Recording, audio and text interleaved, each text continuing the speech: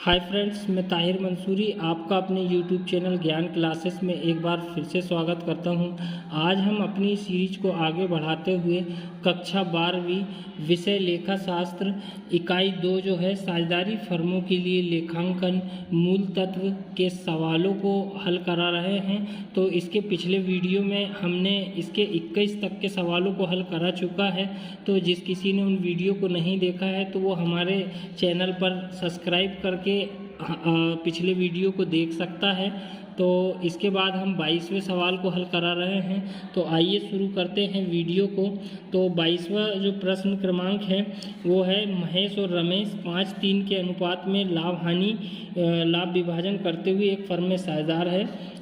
उनकी पूंजी क्रमशः 3 लाख और 2 लाख रुपए है। साझेदारी संलेख में व्यवस्था है कि कंडीशन दी हुई है, पूंजी पर ब्याज जो है 12% वार्षिक की दर से मिलनी चाहिए। और दूसरी जो कंडीशन है रमेश को शुद्ध लाभ का 5% कमीशन मिलना चाहिए। और वर्ष का जो शुद्ध लाभ दिया है वो 1,23,000 रुपये था।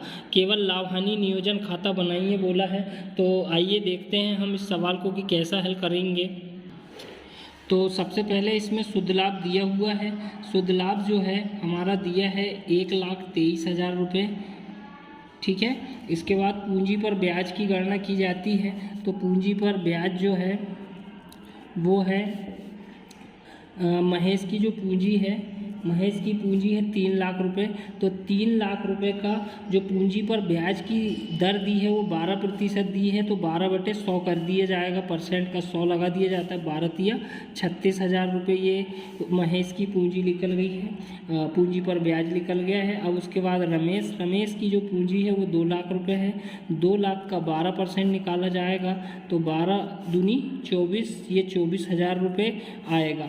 इसके बाद इसमें एक प्रविष्टि और दी है कंडीशन में, जो दिया गया है कि रमेश को शुद्ध लाभ का 5% कमीशन मिलता है। तो यहाँ पर आप कमीशन लिखेंगे, कमीशन के बाद रमेश का नाम लिख देंगे कोष्टक बनाकर, और शुद्ध लाभ जो कि शुद्ध लाभ 1,23,000 रुपये दिया है उसका 5%। तो यहाँ पर 1,23,000 का 5/100,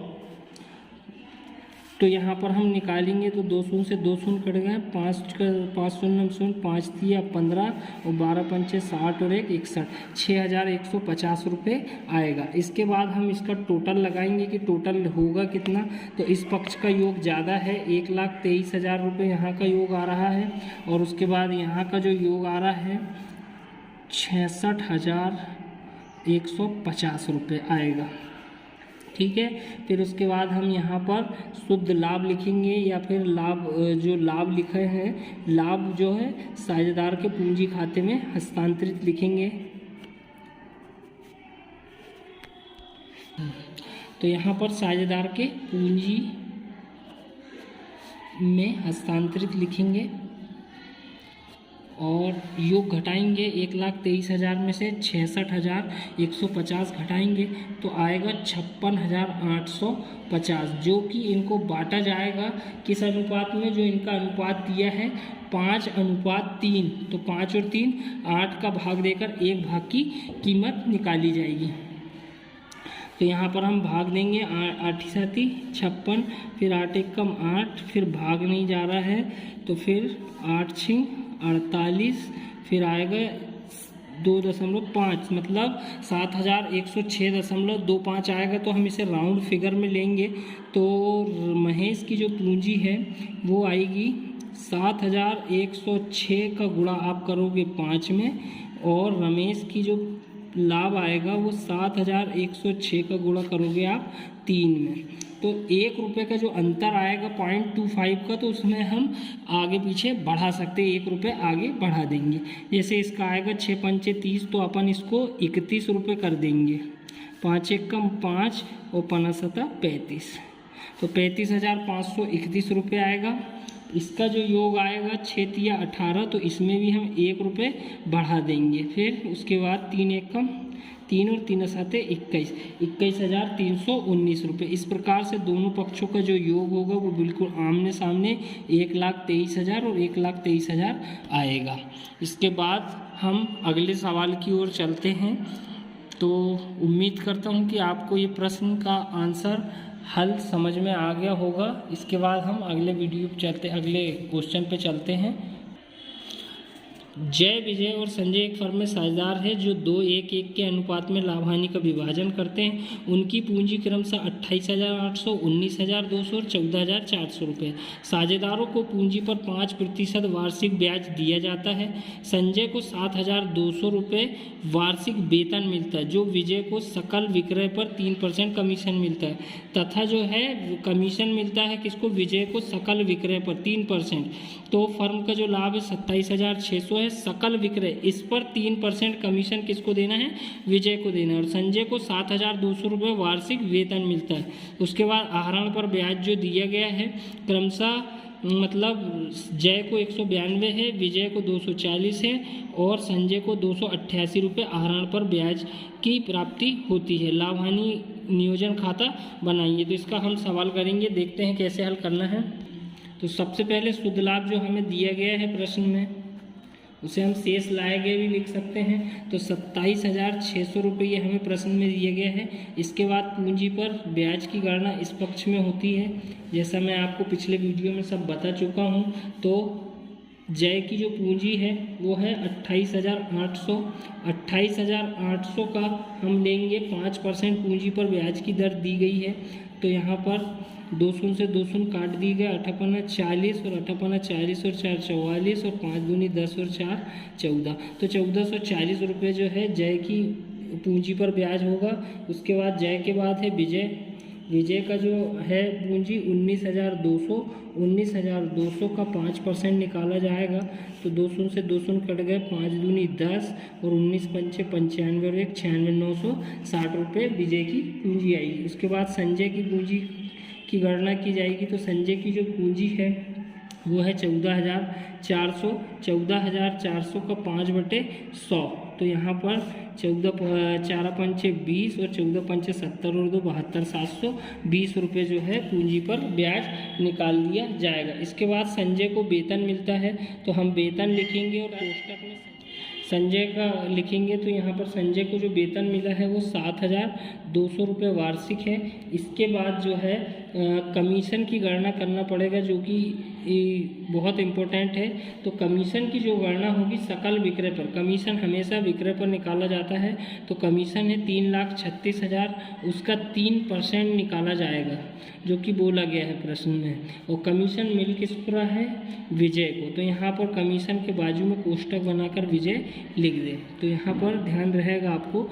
तो 2 शून्य के 2 शून्य कट गए, 3 शून्य 0, 3 6 18, 3 3 9 और 1 10, 3 3 9 और 1 10। तो 10,080 रुपये इस प्रकार से इनका कमीशन निकाल दिया गया है। अब केवल हमें अब यहाँ पर जो एंट्री है आहरण पर ब्याज, यहाँ पर मैं आपको पहले भी बता चुका हूँ कि आहरण पर ब्याज, शेष लाया गया और हानि, 3 एंट्रियाँ आती हैं। इसके अलावा चौथी एंट्री इस जगह पर नहीं रहती है। तो आहरण पर ब्याज जो है वो जय का कितना है, 288 रुपये है। और विजय का जो है, विजय का 192 है, सॉरी यहाँ पर 192 रुपये है जय का। विजय का है 240 रुपये और संजय का जो है 288 रुपये होगा। इस प्रकार से हम इन तीनों को जोड़ के योग के कॉलम में लिख देंगे। तो यहाँ पर 720 रुपये आएगा। इसके बाद हम देखेंगे कि किस पक्ष का योग ज़्यादा है। तो किस पक्ष का योग ज़्यादा है, इस पक्ष का योग ज़्यादा है। तो इधर का योग हम करेंगे तो आएगा 28,320। यहाँ का योग 28,320 आया। इस पक्ष का योग करेंगे हम कि कितना हो रहा है और उससे घटा देंगे। 0 6 4 10 और 2 12, 12 और 8 20 का 0 हासिल के 2 6 6 और 9 15, 15 और 7 22, 22 और 2 24 का 4 हासिल के 2। फिर उसके बाद चौथी लाइन में आएंगे तो 1 और 2 3, 3 और 7 11, 17, हाँ 7, हाँ 7 और 2 9 और 1 10, ये आगे 20 का 0 हासिल का 1 1 और 1 2। यहाँ का योग आ रहा है 20,400। अब 20,400 को 28,300 में से घटाया जाएगा तो आएगा आपका लाभ। लाभ जो बचा है वो साझेदार के पूंजी खाते में हस्तांतरित होगा।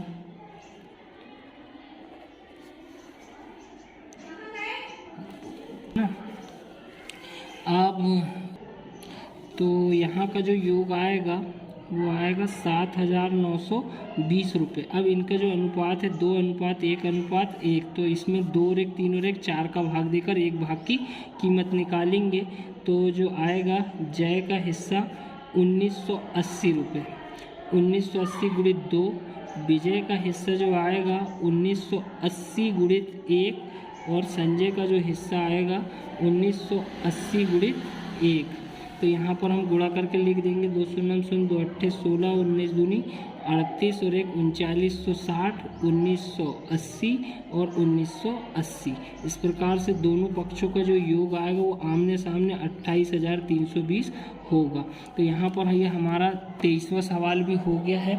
आशा करता हूँ कि आपको सवाल समझ में आया होगा। यदि फिर भी कहीं कोई दिक्कत जा रही है तो बच्चे हमें कमेंट करके बता सकते हैं, हम उन्हें इन सवालों के और अच्छे से समझा सकते हैं। अगला प्रश्न है हमारा प्रैक्टिकल क्रमांक 24। राजेश, सुनील और तरुण साझेदार हैं जो 1/2 अनुपात 1/4 अनुपात 1/4 में लाभ बांटते। उनकी पूंजी 12,000 रुपये, 8,000 और 6,000 है। पूंजी पर 5% ब्याज दिया जाता है, आहरण पर 5% ब्याज लिया जाता है। तरुण 3,000 रुपये वार्षिक वेतन पाता है। सुनील कुल बिक्री पर 1% कमीशन पाता है। इसके बाद आगे सब 2017-18 का जो लाभ समायोजन के पूर्व 11,500 था। कुल विक्रय 1,40,000 था। आहरण जो है 4,000, 5,600 और 6,000 थे, जिन पर क्रमशः 80, 100 और 120 रुपये ब्याज हुआ है। लाभ हानि नियोजन खाता बनाइए। तो इस सवाल में इम्पोर्टेंट ये है कि इसमें जो अनुपात दिया है सबसे पहले अनुपात बनाना होगा, उसके बाद आहरण पर ब्याज, पूंजी पर ब्याज और सुनील का जो कुल विक्रय पर ब्याज होगा 1%, उसकी भी गणना इस पर की जाएगी। ठीक है, तो आइए देखते हैं हम इस सवाल को कैसे हल कराएंगे। तो सबसे पहले हम रफ में अनुपात बनाएंगे। तो 1/2 अनुपात 1/4 अनुपात 1/4। तो 2, 4, 4 जब अंश और हर जब असमान रहते हैं तो एलसीएम निकाला जाता है। तो एलसीएम जो है 2, 4, 4 का अनुपात निकालेंगे तो 2 से देंगे, 2 1 2, 2 दूनी 4 और 2 दूनी 4। फिर उसके बाद 2 से दिया जाएगा तो 2 1 2 और 2 1 2, तो 2 दूनी 4। एलसीएम आया 4। 4 में नीचे वाली संख्या से नीचे वाली संख्या का भाग दिया जाता है, तो 4 में 2 का भाग देंगे तो 2 आएगा, 2 1 2 अनुपात 4 में 4 का भाग देंगे 1, 1 1 1। फिर उसके बाद 4 में 4 का भाग देंगे तो 1 1 1। इस प्रकार से जो अनुपात प्राप्त हुआ है 2:1:1। इसके बाद हम सवाल को हल कराएंगे। इसके बाद हम सवाल पर आएंगे तो हमें शुद्ध लाभ दिया गया है। शुद्ध लाभ जो है वो दिया गया है 11,500 रुपये का। उसके बाद पूंजी पर ब्याज की गणना की जाएगी। तो पूंजी पर ब्याज, तो पूंजी पर ब्याज जो है राजेश की पूंजी कितनी है, 12,000 रुपये है। तो 12,000 रुपये उस पर 5% की दर दी गई है, तो 12 पंचे 60, 2 शून्य से 2 शून्य कट गए। ठीक है, राजेश के बाद सुनील की जो पूंजी है वो दी गई है 8,000। 8,000 का 5% 8×5 40, 400 रुपये आएगा।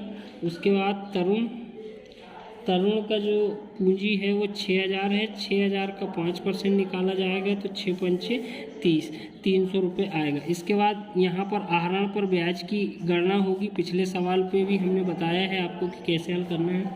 तो यहाँ पर आहरण पर जो ब्याज है वो है राजेश का 80 रुपये। उसके बाद सुनील का जो है 100 रुपये और उसके बाद तरुण का जो है 120 रुपये। इसको जोड़ दिया जाएगा पूरे 300 रुपये, तो यहाँ 300 आएगा।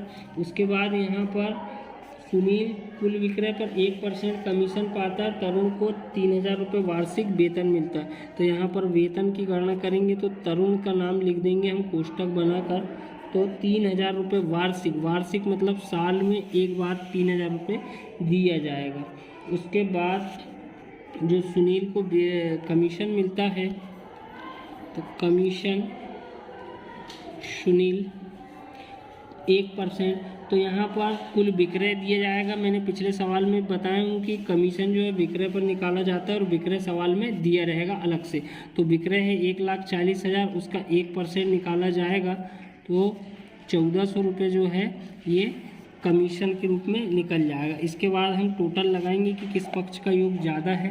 तो इस पक्ष का योग हमें ज़्यादा दिख रहा है क्योंकि 11,500 की एक रकम है, तो 11,500 प्लस 300 मतलब 11,800 रुपये यहाँ का योग होगा। 6 4 10 और 3 13, 13 और 30 43, 43 और 14 57। तो यहाँ का जो योग आएगा वो 5700 रुपये आएगा।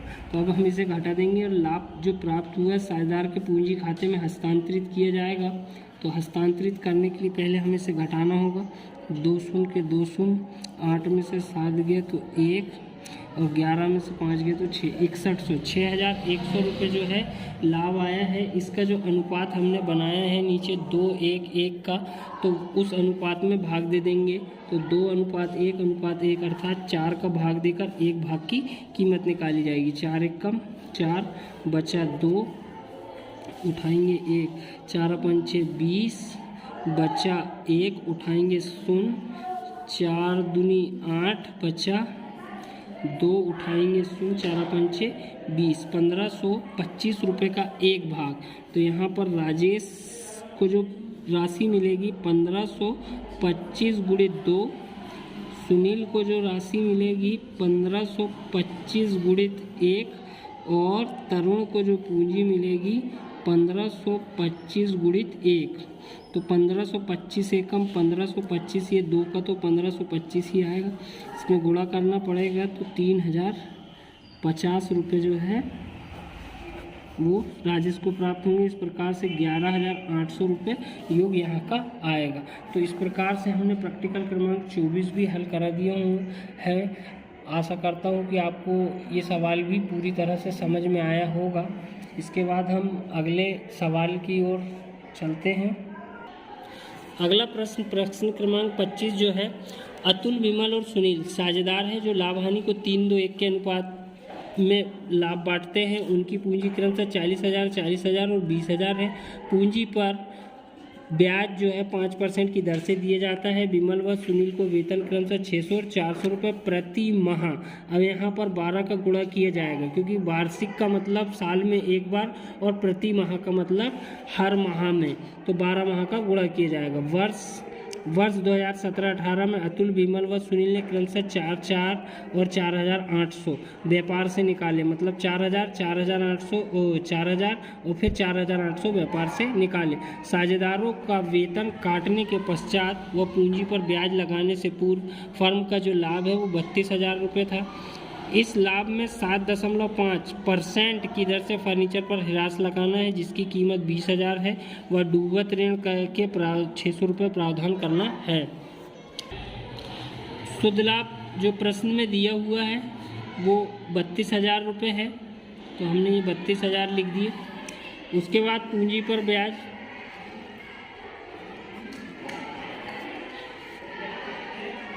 अतुल की जो पूंजी है वो 40,000 है, तो 40,000 का पूंजी पर 5% की दर है तो 5% निकाला जाएगा। तो 4 5 20, 2,000 रुपये आएगा। इसी प्रकार से विमल की जो पूंजी है वो 40,000 है, तो 40,000 का फिर से 5% निकाला जाएगा तो वही आएगा 2,000। उसके बाद सुनील की जो पूंजी है वो 20,000 है, 20,000 का 5% निकाला जाएगा तो 5 दूनी 10, 1,000 रुपये आएगा। इसके बाद विमल व सुनील को वेतन क्रमशः 600 रुपये और 400 रुपये प्रति माह, तो यहाँ हम वेतन लिखेंगे। विमल को मिल रहा है तो विमल के खाते में जाएगा, तो 600 रुपये क्रमशः का मतलब पहले विमल का नाम है तो 600 गुणित 12 करेंगे तो 12 × 7200, 7,200। और उसके बाद विमल के बाद सुनील को वेतन मिल रहा है तो सुनील को 400 रुपये प्रति माह है, तो 400 गुणित 12 करेंगे तो 12 × 4800 रुपये आएगा। इस प्रकार से यहाँ पर किया जाएगा। इसके बाद एक एंट्री इसमें और ऐड की गई है। इसमें जो लिखा है कि साझेदार का वेतन काटने के पश्चात वह पूंजी पर ब्याज लगाने से पूर्व फर्म का जो लाभ है 32,000, अर्थात ये जो वेतन दे दिया है उसके बाद हमारे पास कितने पैसे बचे हैं 32,000। तो लाभ हानि नियोजन खाते में वेतन की प्रविष्टि नहीं होगी, तो हमने यहाँ लिख दिया है, तो सॉरी हम इसे यहाँ से काट देंगे। वेतन की प्रविष्टि इस पे ना आकर पूंजी खाते पर जाएगी। इसके बाद जो है इसमें फर्नीचर पर हिरास की प्रविष्टि होगी, तो फर्नीचर पर हिरास जो है फर्नीचर पर लिखा गया है, तो फर्नीचर की कीमत भी दी है 20,000 रुपये, तो 20,000 का 7.5% दिया है तो 100 लगा दिया जाएगा। तो 2 शून्य के 2, अब ये दशमलव हटाने के लिए नीचे 1 शून्य और लगा दिया जाता है, तो यहाँ पर ये 3 शून्यों से 3 शून्य काट देंगे तो यह पूरा 75 जाएगा, तो 75 दूनी 150, तो यहाँ पर 1,500 रुपये जो है फर्नीचर पर हिरास लगाया जाएगा। इसके बाद एक प्रविष्टि और दी है इसमें डूबत ऋण, जो डूबत ऋण का प्रावधान किया गया है 600 रुपये, तो ये जो लाभ हानि खाता है ये कमी पक्ष की ओर रहता है, तो यहाँ पर 600 रुपये की प्रविष्टि भी की जाएगी।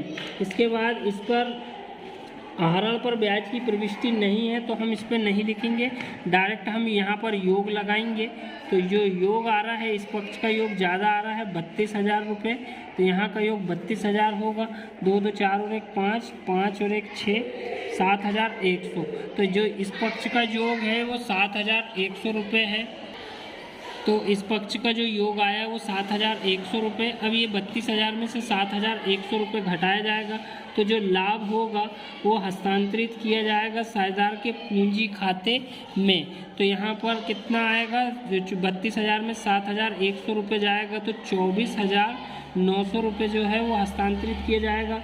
और इनके जो अनुपात दिए हैं वो 3:2:1 दिया है, तो 3 और 2 5 और 1 6, 6 का भाग देकर एक भाग की कीमत निकाली जाएगी। तो 4 6 4 24 बचा कुछ नहीं, 6 कम 6 बचा 3, 6 पंचे 30 और 0 का 0 4,150। तो यहाँ पर जो अतुल को जो लाभ हुआ है वो 4,150 गुणित 3, विमल को जो लाभ हुआ है वो 4,150 गुणित 2 और सुनील को जो लाभ हुआ है वो 4,150 गुणित 1। तो यहाँ 4,150 से कम 4,150, 8,300 आएगा इसका, और इसका आएगा 3 5 15, 3 1 कम 3 और 1 4 और 4 3 12, 12,450। इस प्रकार से जो हमारा लाभ हानि नियोजन खाते का जो आंसर होगा वो बराबर आ जाएगा 32,000 का 32,000। प्रश्न में साझेदार का पूंजी खाता बनाइए बोला गया है, जबकि पूंजी परिवर्तनशील हो और जब पूंजी स्थिर हो। तो 2 कंडीशन से पूंजी खाता पूछा गया है, तो हम देखते हैं कैसे बनाना है। तो देखिए, तो स्थायी पूंजी खाते की दशा में केवल शेष लाया गया स्थायी पूंजी खाता और चालू खाता खोला जाता है। तो यहाँ पर केवल इनकी पूंजी भर रहेगी, अतुल की 40,000, विमल की 40,000 और सुनील की 20,000। तो ये यहाँ का जो योग आएगा वो 40,000 और 20,000। इसके बाद यहाँ पर शेष ले गया लिख दिया जाएगा, शेष ले गया 40,000 का 40,000, इसका भी 40,000 और 20,000 सुनील का। इस प्रकार से दोनों पक्षों का योग बराबर आ जाएगा। यहाँ पर स्थायी पूंजी खाते में केवल उनकी पूंजी का लेखा किया जाता है, इस पक्ष में शेष लाया गया और इस पक्ष में शेष ले गया। इसके बाद हम इसका चालू खाता बनाएंगे। तो चालू पूंजी खाते में पूंजी के अलावा अन्य सभी मदें आएंगी, जैसे पूंजी पर ब्याज। तो पूंजी पर ब्याज जो है हमने उन्हें कितना पूंजी पर ब्याज दिए हैं, 2,000 2,000 और 1,000। तो यहाँ पर 2,000 2,000 और 1,000। यहाँ पर अतुल को 2,000, विमल को 2,000 और 1,000 रुपये सुनील को। इसके बाद हम इस पर प्रविष्टि करेंगे जो कि वेतन की प्रविष्टि लाभ हानि खाते में नहीं हुई है, लेकिन इस पर होगी। पूंजी खाते में जो वेतन दिया गया था वो अतुल को दिया गया था, विमल और सुनील को दिया गया है। तो अतुल को नहीं दिया गया तो अतुल के में डैश, विमल के में लिखेंगे 7,200 और 4,800 रुपये। तो इस प्रकार से ये वेतन की प्रविष्टि हो गई। इसके बाद कमीशन, फर्नीचर पर हेराज, डूबत ऋण, किसी की प्रविष्टि नहीं होगी, कमीशन इसमें है नहीं। लाभ को बांटा जाता है तो लाभ जो है वो 12,450 रुपये अतुल को मिला है, 8,300 जो है विमल को मिला है और 4,150 जो है सुनील को मिला है। इसके बाद इस सवाल में कोई प्रविष्टि नहीं है तो हम इसका टोटल घटा देंगे, योग करेंगे पहले। तो 12 और 14,450। तो इसका जो इसके बाद जो है इस पर कोई प्रविष्टि नहीं है। जो इसमें जो क्वेश्चन में दिया गया है डूबत ऋण और फर्नीचर पर हिरास, इसकी प्रविष्टि किसी साझेदार ने इसका खर्च नहीं उठाया है तो उसकी प्रविष्टि इस पर नहीं होगी। केवल इस पक्ष का योग लगा देंगे तो 12 और 2 14,450 इस पक्ष का योग हो जाएगा। लेकिन यहाँ पर आहरण की प्रविष्टि होगी। आहरण जो कि दिया गया है सभी साझेदारों ने किया है। अतुल ने 4,000 का आहरण किया है, विमल ने 4,000 का आहरण किया है और सुनील ने 4,800 का आहरण किया। इस प्रकार से दोनों तरफ का योग लगाया जाएगा। तो 10,450 में से माइनस 4,000 रुपये किया जाएगा तो जो बचेगा वो शेष ले गया। तो 10,000 में से 450 गया तो 10,450 इस पक्ष का जो योग आएगा अतुल का 10,450 जो कि प्रश्न में आंसर के रूप में दिया गया है। इसके बाद हम अगले का जोड़ लगाएंगे। तो 8, 7, 15 और 2 17, 17,500 में से 4,000 रुपये घटा दिए जाएंगे तो 13,500 रुपये शेष ले गया आएगा। फिर उसके बाद 4, 4, 8 और 1 9, 9,950 9,950 में से 4,800 रुपये घटा दिए जाएंगे। 5 का 5, 9 में से 8 गया 1, 9 में से 4 गया 5, 5,150। इस प्रकार से जो हमारा योग आ गया वो प्रश्न में दिया गया है। अतुल का जो है वो 10,450, विमल का 13,500 और सुनील का जो है 5,150 रुपये। तो यहाँ पर हमने चालू खाते का जो योग है वो ला दिए हैं। तो दोनों पक्षों का योग जो है वो बिल्कुल बराबर आएगा। 10,450, 17,500 और 9,950।